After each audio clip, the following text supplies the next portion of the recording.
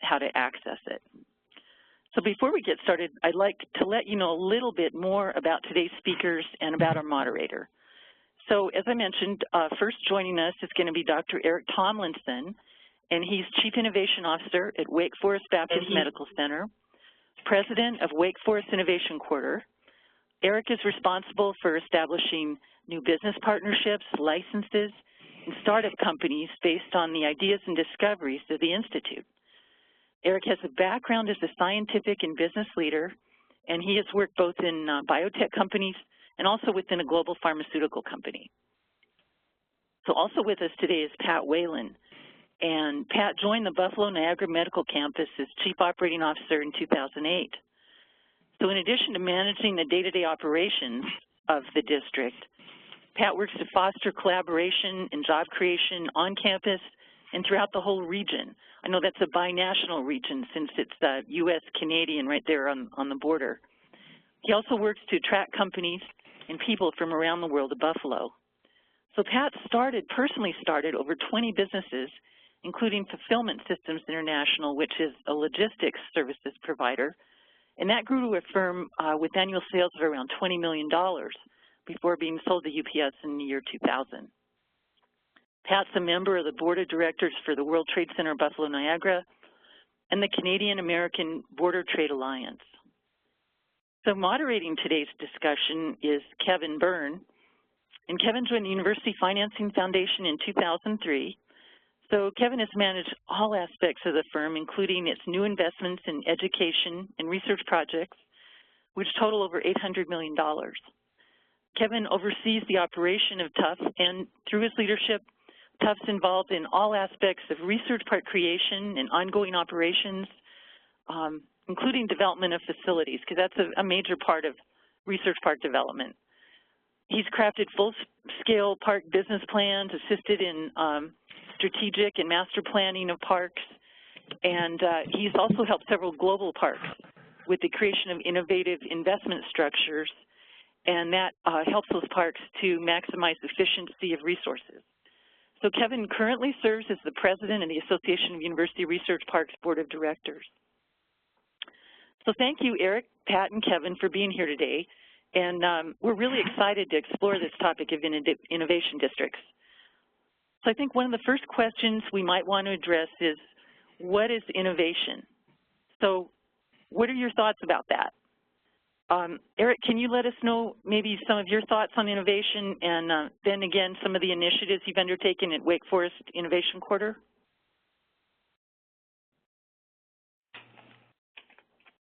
Eileen, this is Pat. Maybe while we're trying to get Eric, I can go ahead. Yeah, Pat, how about you kind of take over and we'll see what Eric's up to in a little bit. Okay. On the question of what is innovation, one of the things that I talk about a lot here is that innovation is for everybody, and I know this is one of my slides. We are in an urban environment, and we are fortunate enough to have right next to us really the tech startup community is next to our science. So we've worked hard to try to merge the two and get all kinds of innovation going, not maybe just innovation you might see in a lab, but also innovation that you might see in a tech community. And by bringing those two groups together, we've had some pretty interesting results. Well, Pat, I know that you were recently at the International Association of Science Parks meeting, and I was attended. I heard your presentation that you did there about Buffalo Niagara District, but I thought that was really one of the most interesting points that you had to make, was that you had a lot of different experience with getting everybody in the community involved and how that kind of changed the nature of Buffalo. Yes, maybe I can give an example. In our incubator, we have a company that has produced and is through the FDA approval process, and they're actually selling a medical device that is used in the home. We do a lot of things to try to bring people together. So we have an event every Friday called Bagel Friday, and we buy bagels and juice and coffee and We invite everybody on the campus as well as the community to come and just have a bagel. And we have a great turnout. At one of these events, the guy from the medical device company would happen to be talking to an app developer from the tech community. And the question came up about how does the doctor know that the medical device is actually being used in the house, in the home? And the answer was he doesn't.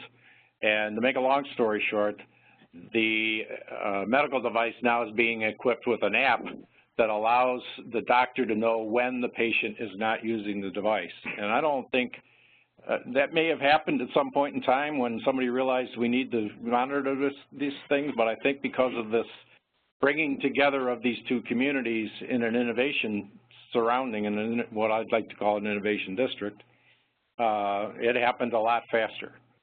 And I think that's a pretty good example of what we try to do here to bring different groups together. Well, that's really great. I mean, that was one of the things that really struck me during your talk. And Eric, I think now the audio difficulties have been resolved. Are you there, Eric? Yes, I am indeed. Oh, great. Okay, well, maybe you could let us know what are some of your thoughts on innovation. Hi, everyone. I actually used my new iPhone 6 Plus for the first time and didn't realize it came defaulted on mute. So that's quite an innovation. Well, I'm speaking to you today from Winston-Salem, a town that was founded by the Moravian community 250 years ago. And they were very innovative themselves and birthed a lot of industries in this city, primarily banking and the tobacco industry and textile industry, many of which fell by the wayside in the 60s of the last century. But like many towns in the U.S. and around the world, this city is reinventing itself. And we're reinventing ourselves as a city for arts and innovation. We're fortunate to have 5 arts conservatories here from UNC School of Arts. Today, a centerpiece for the revitalization of Winston-Salem is what we term the Wake Forest Innovation Quarter or Innovation Quarter. It's a place where science is conducted, basic science, where business is undertaken. We have a great deal of education underway. And if the slides could be pushed forward, a great deal of education takes place, particularly in workforce training. We have several businesses represented here, biomedicine, information technology, and also materials science. Today, in our 145 acres, which are located right in the downtown area of Winston-Salem, so it's an urban-based park, we have over 50 companies, technology companies, many academic departments, primarily Wake Forest, but many other institutes now locating here. We've grown in the last 2.5 years from having about 600 or 700 folks working here to now 3,100, and I think 8 today. We've built out over 1 million square feet of facilities. These I'll describe in a moment. The town is very supportive of what's going on, as is the county, or the city is very supportive, as is the county. And in and around the Innovation Quarter, many people live. We have about 3,000 apartments, lots, and condos. We train, in terms of workforce education, about 1,200 people a year, and we pay, just in property taxes alone, over $3 million a year to the city. So it's quite an economic development that's taken place in the city, and the pace of change is dramatic. The differentiator that we've hit upon to develop the Innovation Quarter is a work, live, learn, play focus. While primarily it's for economic development, the attraction of people to work here and to live here demands that we provide education capabilities. We do a lot of TEDx lectures and lunch and learns and so forth, but we also have a lot of recreation capabilities here with walkways and parks and theater and so forth. Just to exemplify the change that's taken place, what you're looking at now is the headquarters of an information technology company that moved into the Innovation Quarter about 10 months ago, Inmar. It's a company involved in big data analytics. They basically take the metadata from the shopping carts of consumers and supply those metadata to the retailers and the wholesalers. And Inmar is housed in this building, which used to contain one piece of equipment. It was a piece of equipment that was used to reprocess tobacco. And through the use of historic tax credits, developers have come in and repurposed this building to a quite magnificent facility internally. It's quite inspiring. And this is about 240,000 square feet, and we now have over 1 million square feet of this capability.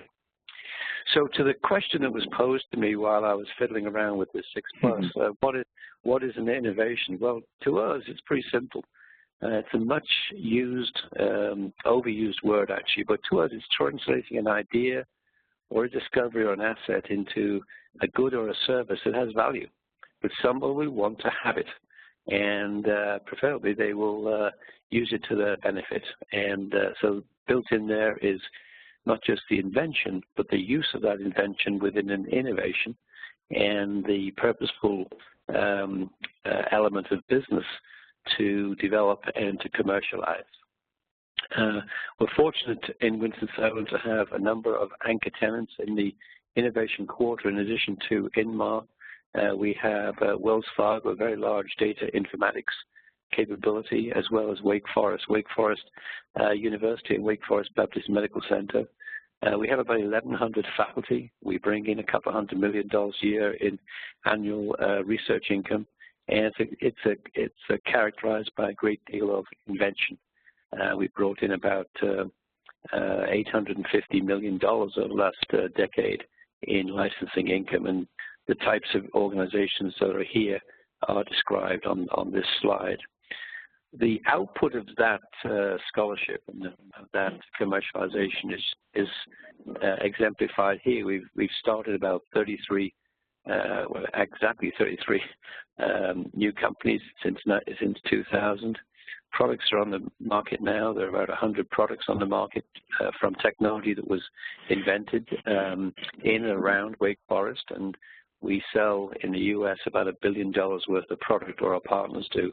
And we also conduct a great deal of studies with industry, and we've conducted, for example, over 500 preclinical surgical studies with industry partners in the last 10 years. But on this last slide, I just want to point out that to create a innovation district, which is a topic of today, it just doesn't take the inventor. The inventor, of course, is one very key element. The inventor provides the idea, but that idea has to be translated into a commercializable innovation or product. You need technical teams to do that.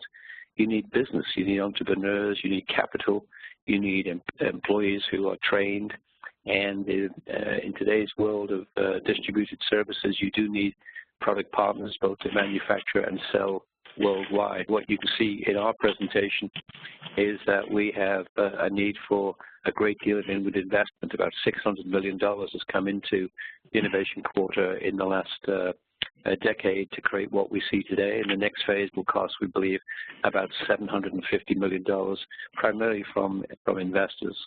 We, of course, have incubators and accelerators. We have a very strong support of the local, both city, county, and state elected officials. And together that combines, I believe, to create this knowledge-based innovation ecosystem. Thank you. Well, Eric, thank you for your thoughts on the nature of innovation and the overview of the Wake Forest Innovation Quarter. I know that it is a really impressive project.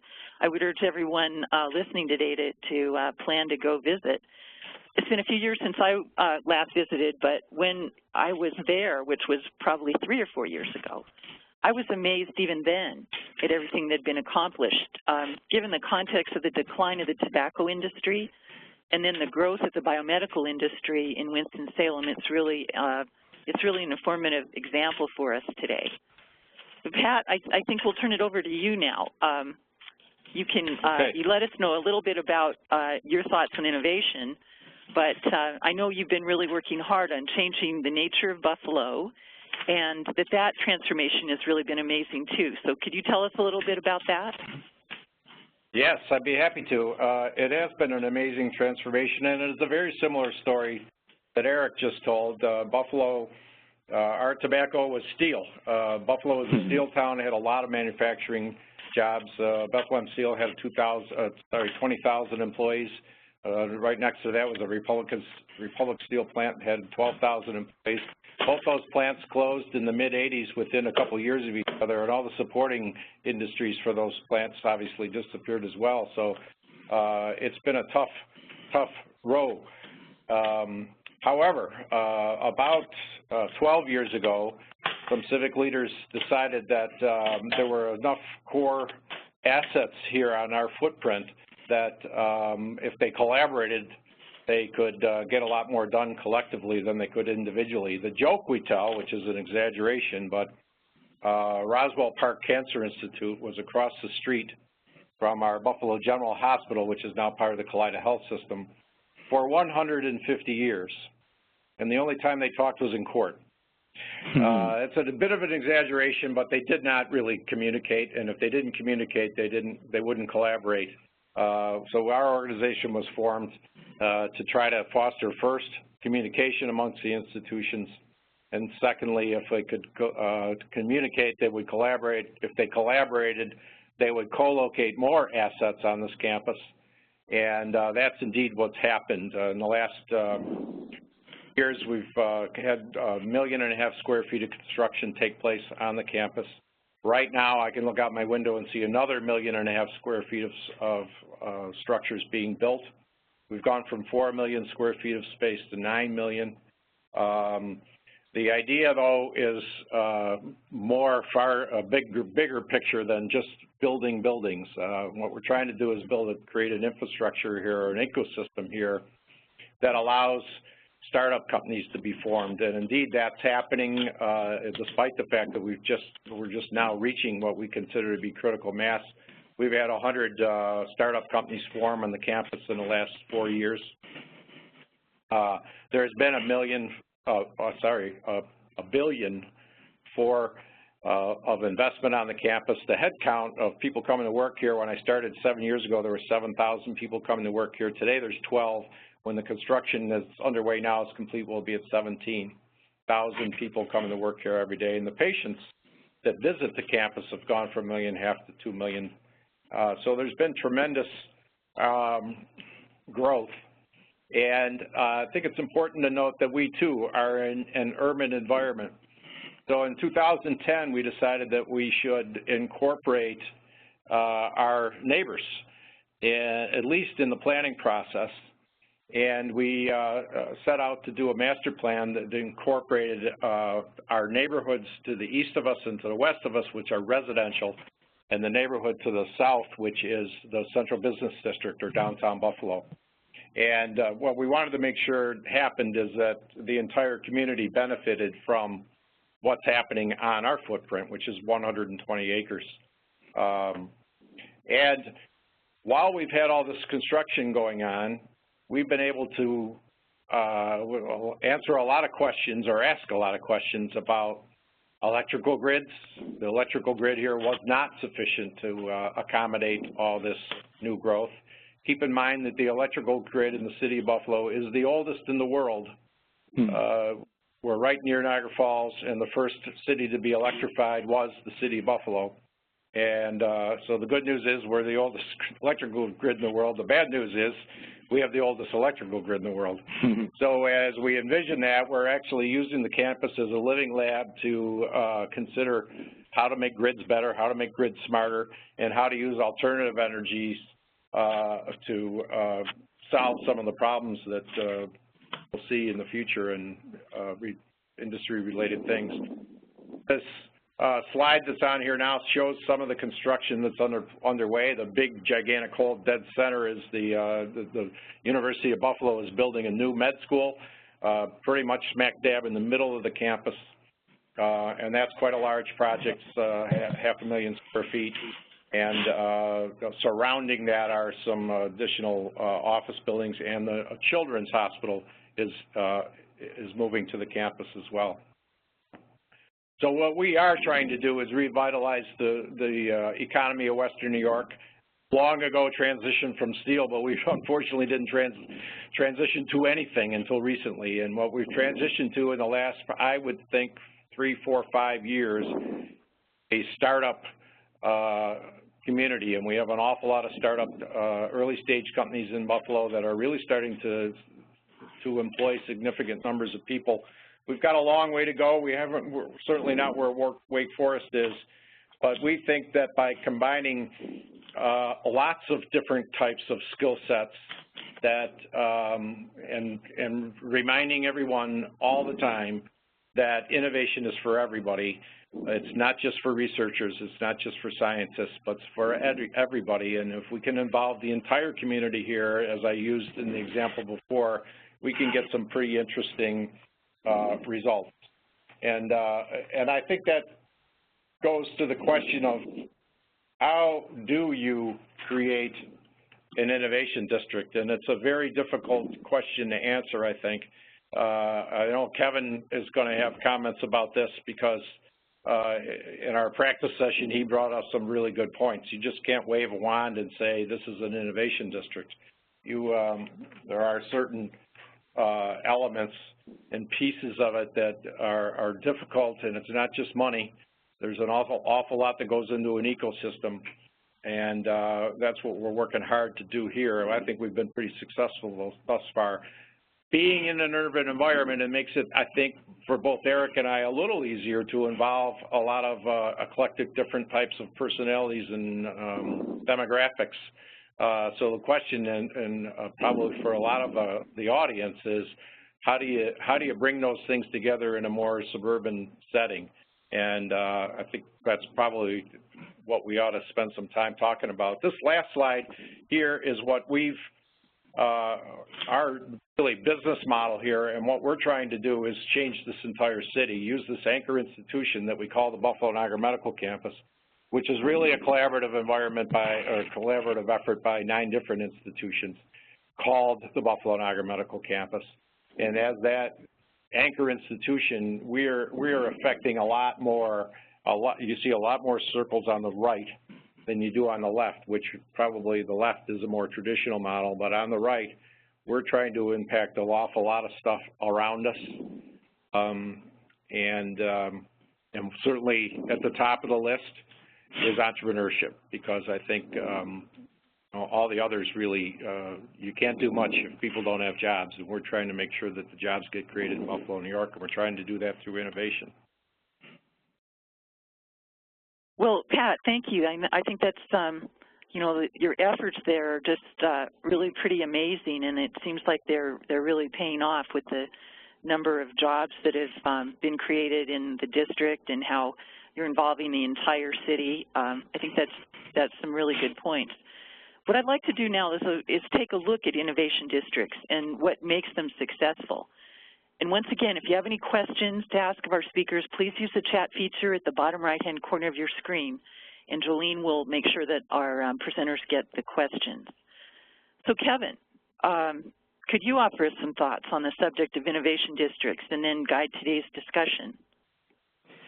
I sure will, and by my count, or the count on the at the webinar, we have 40 people that are involved in this, and what I hope, what we all hope and what we all expect is that we have at least 40 questions, at least one question from everybody, because what we want to do over the next 30 minutes, 35 minutes, is be real practical. Many of us probably, since this innovation district concept has evolved, call it over the last 4, 5, 6 months, we've been involved in several of these type webinars or presentations, and they've all been great. They've all provided good data. But what we at AURP, at the association, want to be able to do is provide real practical content so you as practitioners can go back to your places and institute some of these thoughts and help evolve your innovation district or your research park. I'll make a couple of opening comments related to that. And these are all based on the study that AURP did with the help of Battelle in a report that was released this February. And the primary key finding that AURP and Battelle found through this survey that we did over the last year was that standards of living can only be expanded with innovation. All right, Eric's given a good definition of innovation, Pat's given a good definition of innovation, and the innovation is the key, but what we say at the Research Park world is that innovation requires a conducive environment supported by the public and private sector. So you can have innovation, you can have smart people, you can have entrepreneurs that can do this translational activity, but you have to have this support of the public-private sector. That includes investment in R&D by the private sector, high-quality scientific research institutions, an extensive collaboration between the university and industry, and the protection of intellectual property. And what's great is that we know that research parks and innovation districts contain these necessary elements of this innovation ecosystem. So if you then follow that pattern of thinking, the research parks and innovation districts are that local manifestation of the global innovation ecosystem.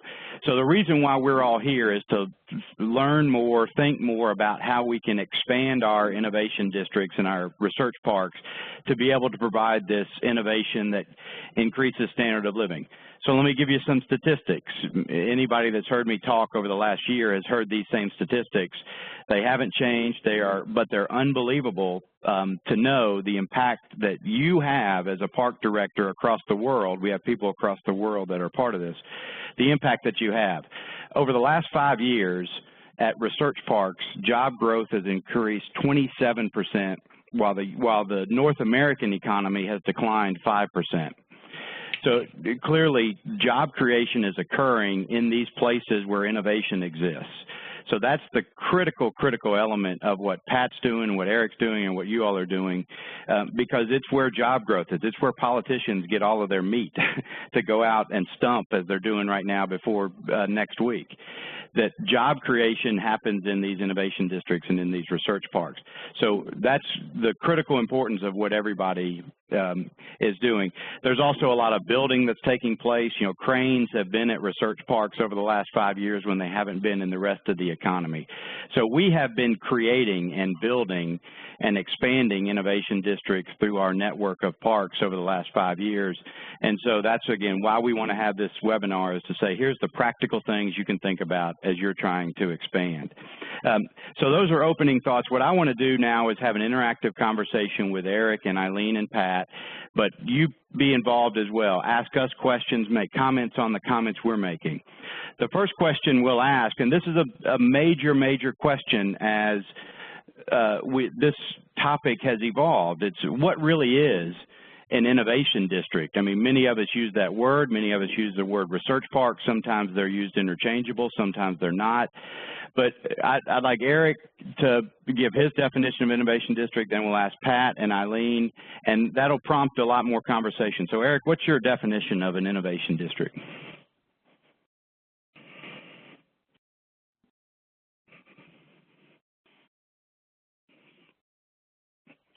His mute's still on his iPhone 6, I guess. No, it's not. Thank you. Okay. He was just giving a thoughtful response.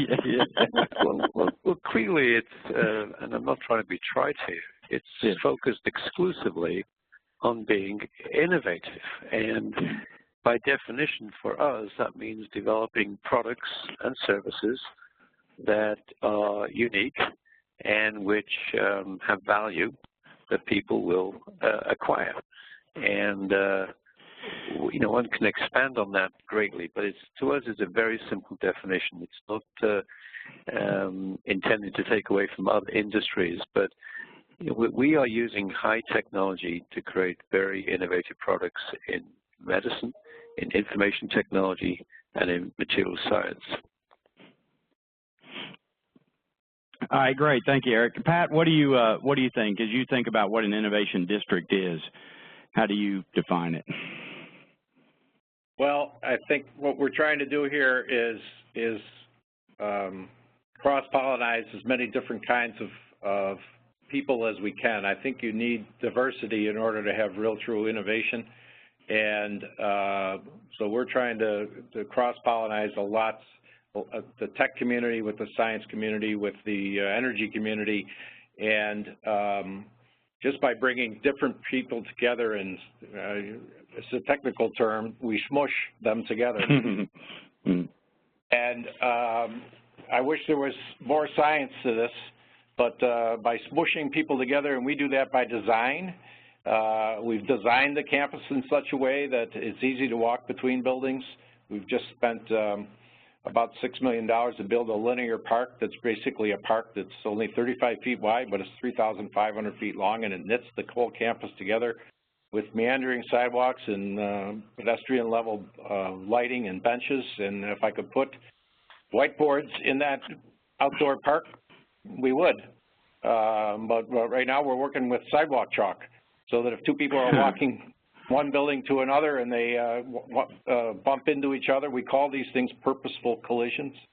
They can actually have a seat and take a piece of sidewalk chalk out and sketch it on the ground. Inside of buildings, we've designed buildings so that in the building I'm in right now, which is a business incubator building, and we've designed it so that all of the amenities are at one end of the building. So everybody has to come to one place, whether they're going to go to the restroom, if they're going to get a cup of coffee, if they're going to a conference room, the elevators, the stairs, everything's here. And we also have there our soft seating areas and whiteboards and places where people that might not ordinarily talk to each other can actually talk to each other, sit down, have a conversation, sketch their ideas out on a board, and just try to create innovation by bringing different types of people together.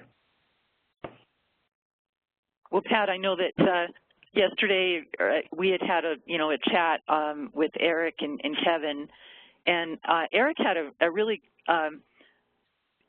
great definition of innovation district that was very simple, and its innovation district is anywhere that innovation takes place.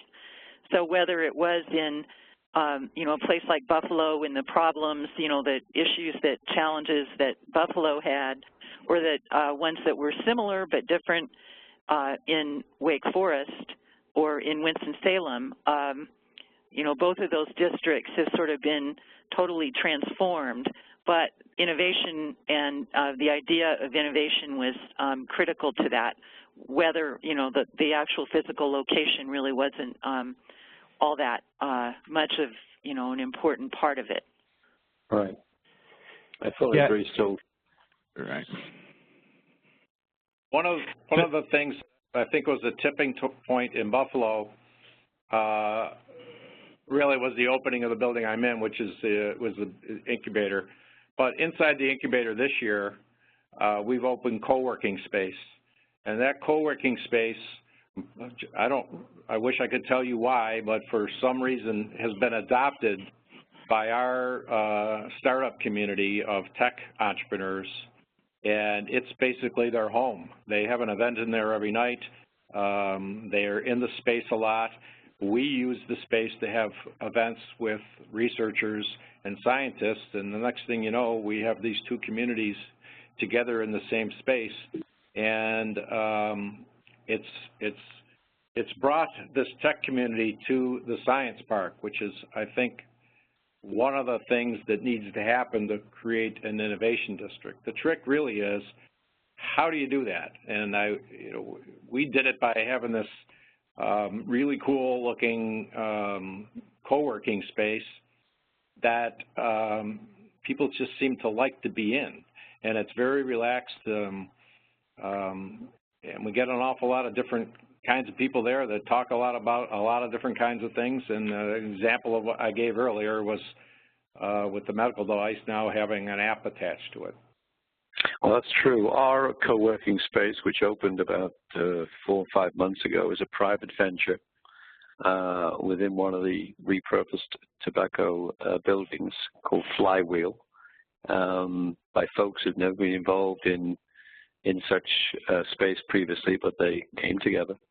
And it's a hotel, of course. It's where It's open 24/7. But I'm interested to see that it's not only the millennials that are in there doing their app stuff and furiously typing away, but there are lawyers and filmmakers and old geezers who are just enjoying the environment and enjoying expressing themselves without having to pay for and worry about finding somewhere to be in a lease where they have to commit themselves for years and so forth. So Pat's right. The co-working concept, and these are thriving throughout the U.S. now, I think is central to any innovation district. Of course, there is a continuum there between the accelerators and the incubators, which tend to be far more individual focused, whereas in the co-working space, it's a polyglot of folks with all different ideas. Well, great. Thank you all. And I'll add one element, and then we do have some questions from some participants that we need to address on this topic. But, you know, the thing that you're hearing, the message that I hear in all of that conversation is that there is not a single definition of an innovation district. Now, there's lots of themes that exist as these places are being developed and created and expanded. But, you know, all of us across the country and across the world are really trying to come to grips with what a definition is. And I think the beauty of that is you're not trying to put yourself into a box of what a specific innovation district is, and if you don't have A, B, C, and D, you're not an innovation district. You know, innovation districts are, as Eric said very well, it's where innovation exists. So if you have a university anchor and you've got an incubator and you've got a coffee shop and you've got a classroom for students and you've got some private sector, you can have an innovation district just as well as you can have a big medical center like what Pat has in Buffalo. So, you know, innovation districts, yes, there will ultimately be some defining elements to it, but right now it's a place where innovation exists. There's a question that says, who should lead this process in the creation and the development of an innovation district? And I think it's a terrific question. And so, Eric, Pat, it's a jump ball, whichever one of you all want to respond first to that. Let me tell you how this innovation district, which we call the Innovation Quarter, came about. Simply put, Wake Forest was running out of space and needed a downtown, or decided to have a small downtown campus. But entrepreneurs within Wake Forest, together with city elected officials, about 10, 12 years ago, got together and started to talk about expanding what was originally an 11-acre site into what is now, I think the number was 145 developable acres. And so it went forward. I mean, to create an innovation district, you have to be entrepreneurial yourselves. And if you don't have an entrepreneurial bone in the body, it's not going to happen. Now, this model here of a public-private partnership may not exist in other places, may not be possible in other places. I don't think it really matters. I think you need to have a person, a group committed to creating something quite remarkable. And I believe you have to think much bigger from the outset than is generally conceived. You know, the 11-acre site was not the right way, but when it was 140 acres and potentially 6 million square feet, as Pat will tell you, think big and dream extensively. Yeah, I think critical mass is important, but I'd like to pick up on one point that Eric just made, and that is you need to be entrepreneurial yourself. And the question really asks, should it be the university, should it be the medical center, should it be the city, county, state government? And maybe this is my own bias here a little bit too much, but generally speaking, those kinds of institutions are not very nimble, not very entrepreneurial. And I think the success in Buffalo has been due to the fact that those institutions recognize that, and they formed an organization that I work for. It's called the Buffalo Niagara Medical Campus, Inc., And we're small, and we have 20 people, and we're very entrepreneurial.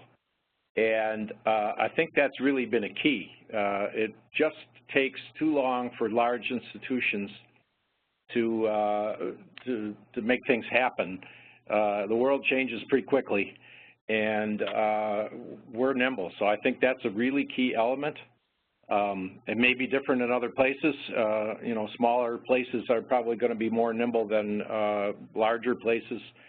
Smaller universities might be more nimble than larger universities, but at least here, I think it's been pretty a key part of this has been, and the reason for I believe the reason for our success is that there was an organization formed by our big institutions, and they did that because they recognized that we need somebody that can get stuff done quick, and that's us. And one of the things I continually drive home to our staff of only 20 people is we have to remain nimble. If we don't remain nimble, then our institutions, which own us basically, don't need us. So we have to remain entrepreneurial. I think also, just to amplify Pat's point, so Wake Forest set out this initially institutionalized way and thought it knew what to do. But it was not until we actually started to work with Wexford Science and Technology, which itself is developing numerous research and innovation districts around the U.S. and actually thinking of going overseas, did we fully understand not only the economic precepts of building an innovation district, but also what needed to take place. You know, and that partnership that we entered into with Wexford several years ago, which is continuing, really taught us the value of community and culture and focusing on the work, live, learn, play mantra. Yeah, we have a similar story to tell. We're a little early in this, but we've learned an awful lot from Wexford and what they've done in Philadelphia at the University City Science Center and in Chicago and other places. And I haven't been to Wake Forest, but I'm really looking forward to visiting there because I've heard a lot about it from the Wexford people. But I think that public-private partnership is really important as well. Most of our buildings on our campus have been built by either our member institutions or by us, the Buffalo Niagara Medical Campus, Inc. And certainly the space that's occupied by the private sector, almost all of that has been developed by us, the Buffalo Niagara Medical Campus, Inc., our small organization. So we've got about 250,000 square feet of space for early stage companies. The good news is it's full. The bad news is it's full. Yeah. So we're looking forward to moving forward with a Wexford or a company, Forest City or a company like that to help us develop Innovation Center 2. Yeah. So we can provide more of this kind of space. Well, the message in all of that answer is, you know, about who should lead university, medical center, city, county is whoever is the least bureaucratic. I think that becomes both of your all's theme, and then you add private sector to get the private sector delivery capability, and you can build something, but you've got to avoid the bureaucracy. So who knows where that best comes from? Usually it does come from, like Pat said, creating a different entity that can be the leader. But you have to have support from the university, from the medical center, from the city, county, state, in order to really make it work, though. That's true. We could not do this without the university, without the cancer center that we have here, and without our biggest healthcare provider in the area, Kaleida Health. Those are the anchor institutions. I think to their credit, they recognize that if this is going to work, there needs to be some kind of entity, first of all, that bridges the communication gap between all of them. Right. And secondly, that's nimble and entrepreneur enough to make things happen and quickly. Yeah, and along those lines, Jolene, I'm going to jump around a little bit, but I'm still going to answer one of the questions, or I want all of our panelists to answer another question that came in, which is, how can an institution create this innovation district from a cornfield, from nothing? And, you know, clearly that's a much more difficult question to answer, and I know both Buffalo and Wake Forest have some similarities, but they each did have something that existed. So Eric and Pat, again, share some thoughts on how you could create it out of nothing, and then I know Eileen and I'll have some thoughts as well. Gosh, that's a tough one. I do believe that out of nothing takes a long time unless you've got an amazing enterprise that you can build it around. You know, if you think about, say, what Tesla is doing on the West Coast and bringing their industry inland, you have to have all the elements able to come together, and I doubt if they, exist in a cornfield, but create the anchor and exploit the anchor with a visionary. It has to have a visionary. Research Triangle Park started with a visionary. We did here, and it's moved forward. But out of a cornfield, I'm not too sure. Yeah, and that's key. Pat, before you make a comment, I think that's the key, Eric, is that there's got to be something. You really can't create it in the middle of a cornfield, so there's got to be an anchor of some kind, whether it's institution or you said visionary, champion. There's got to be somebody in the community that says, I want to do this, and what's going to attract people, like we say at AURP, putting a sign in the ground saying we're creating XYZ Research Park or XYZ Innovation District isn't going to do anything. There's got to be a reason why people want to be where you are, and a lot of that's going to come from smart entrepreneurs, from an anchor institution, from champions, city fathers in the community. But starting it out of a cornfield is almost impossible unless you have something else to drive that development. Yeah, well, Kevin, I would point out that basically it is, though, that competitive asset. It is maybe the anchor institution and the unique research that goes on in that particular institution. That's the thing that is really that you have to capitalize on, and capitalize on your uniqueness, so that you don't really start with nothing. You start with that one thing and then build on it. Exactly, and I think all three of you have just used the term anchor institution. You just can't do this without an anchor institution. Interestingly, Eileen and I both attended a conference last week in Doha, and in the Middle East, and they've basically done this. They started a research park out of a sand field, but they did it near something they call Knowledge City, and that's basically a bunch of universities. So they've done it. Their anchor institution, like it is here in Buffalo, is a collaborative effort. If the university isn't big enough or strong enough or have the right attitude or skill sets or whatever you may describe it as, then there are other institutions that maybe collaboratively can become the anchor, and you can make it happen. But I agree with Eric. We were both lucky that we started with some pretty strong anchor institutions. We molded them together as one, and we had something to start with. Coming out of a cornfield, it's going to be dependent on the strength of the anchor. All right, thank you all. Now, on to another question from the group, from the participants. It follows along with what the definition is. Are there basic components of a district that need to be in place, and what are those basic components of your all's district that needs to be in place? Well, I'll take this. I mean, clearly you need to have a location.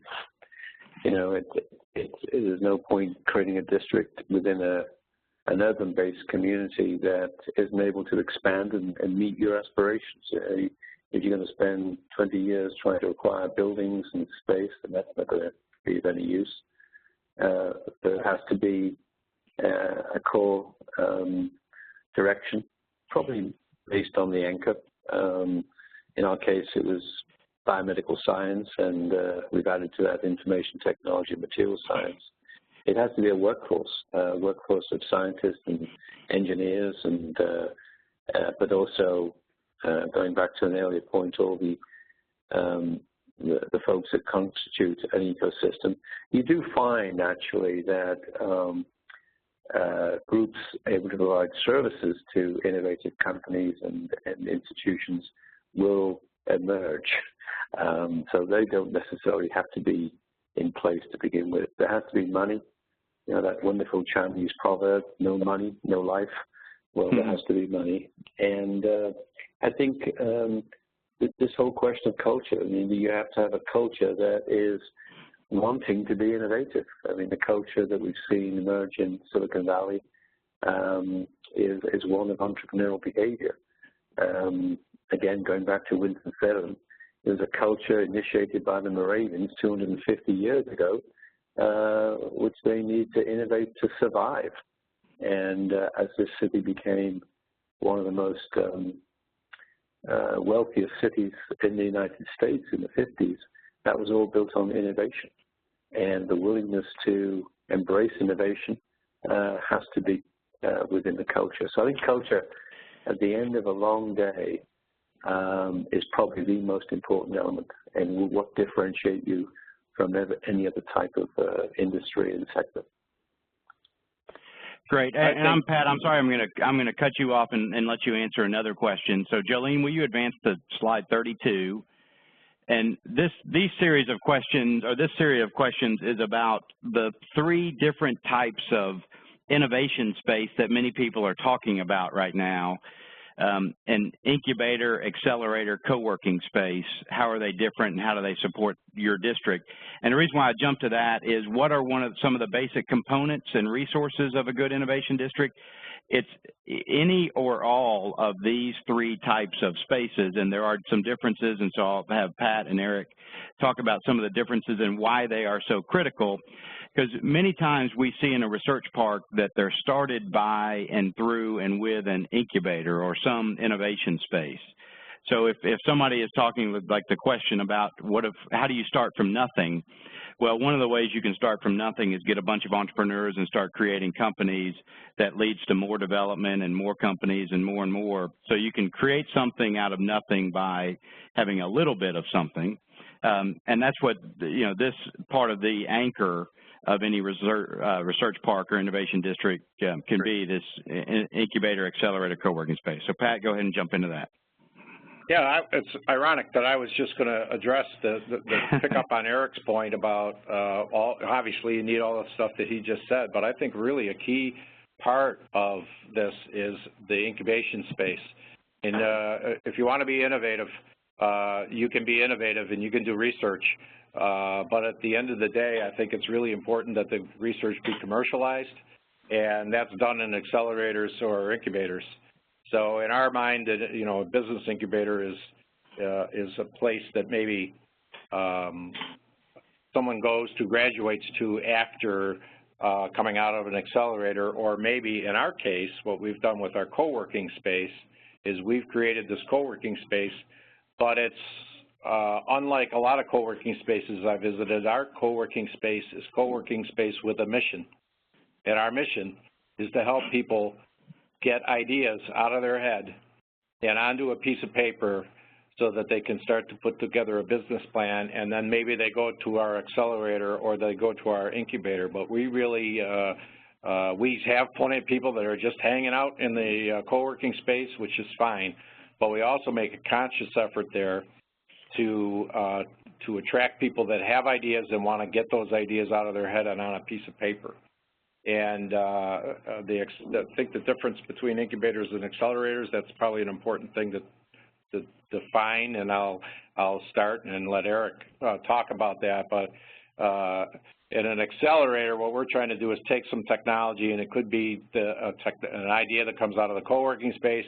It could be that comes out of the Cancer Research Center or the university, but we take that technology and we validate it in quick order and try to determine whether there's a market for it, and then put a team around it and actually try to bring it to market. And once it's to market, maybe then maybe pre-revenue, but at least there's some beta testing going on, and the company then actually goes to our incubator and then works in there until they're generating some revenue. Those three things, I'm not sure you need all three of them, but I think you need an incubator. You need some way to commercialize the research that's happening in your research park, or if you're going to be innovative. And I'd be interested in Eric's definition of an accelerator. Well, it's pretty well. It's somewhat the same, but everything is driven towards creating a good or a service that's of benefit that somebody will value, and depending on the payment method, acquire it.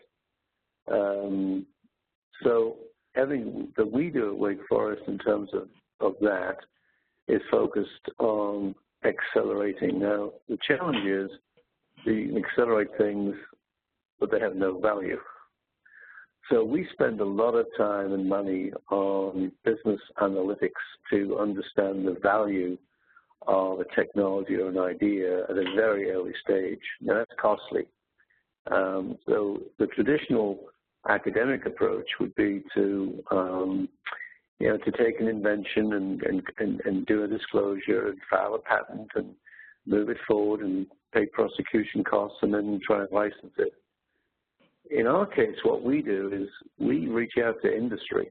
We have an open innovation engagement model where we reach out to industry and find out what they're looking for, what established companies and entrepreneurs are looking for, because they know the marketplace.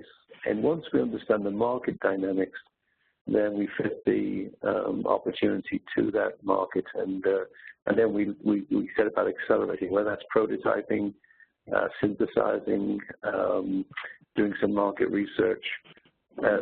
So for us, an accelerator is all of that.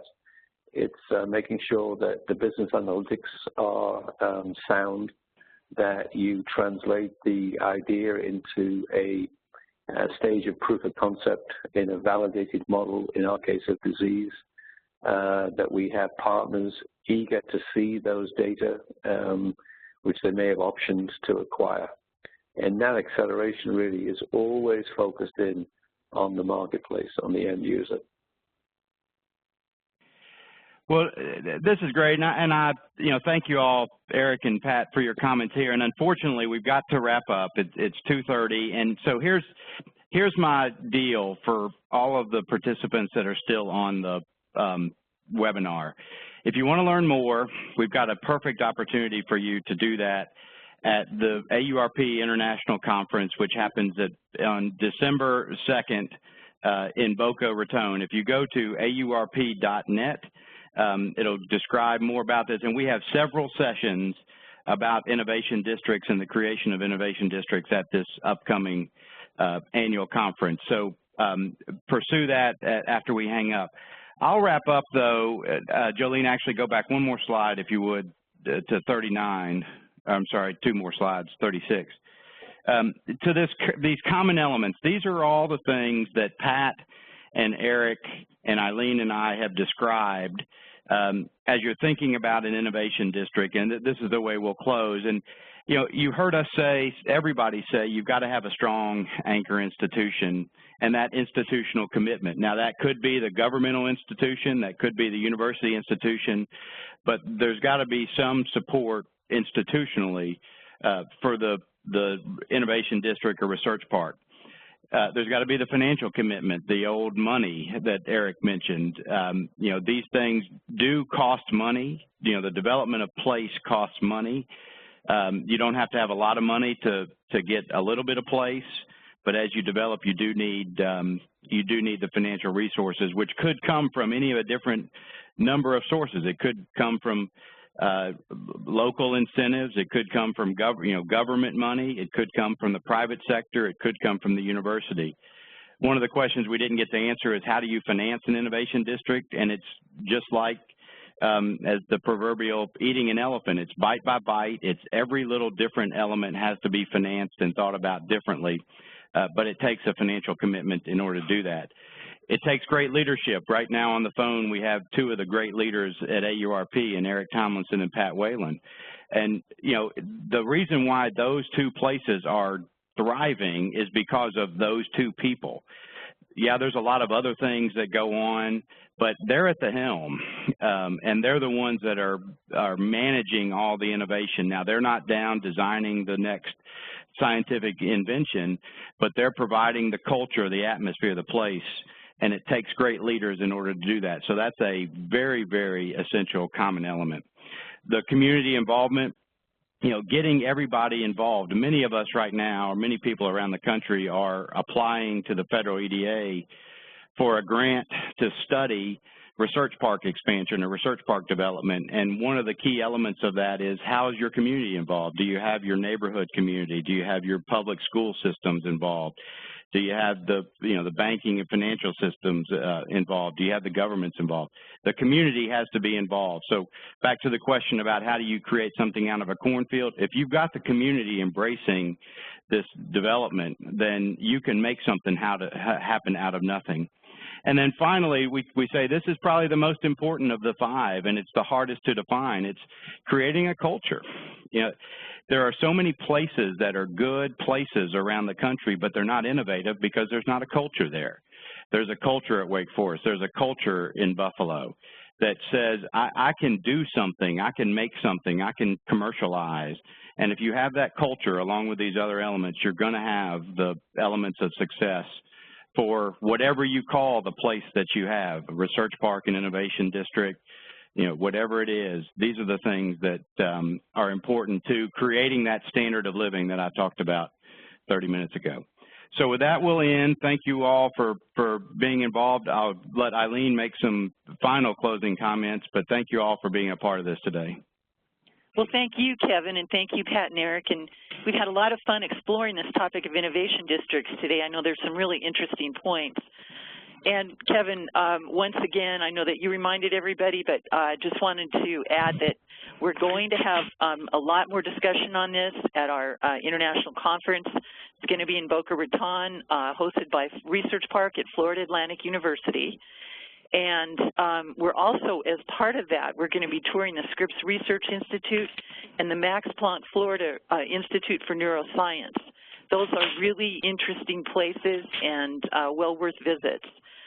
So as you close the window of this webinar, your browser should take you to the registration page for the conference. And to register for the conference, you can become involved in our innovation network. You can also visit international.aurp.net. So again, I want to thank everybody for joining us today, and we look forward to working with you and seeing you soon in Florida. Have a wonderful day.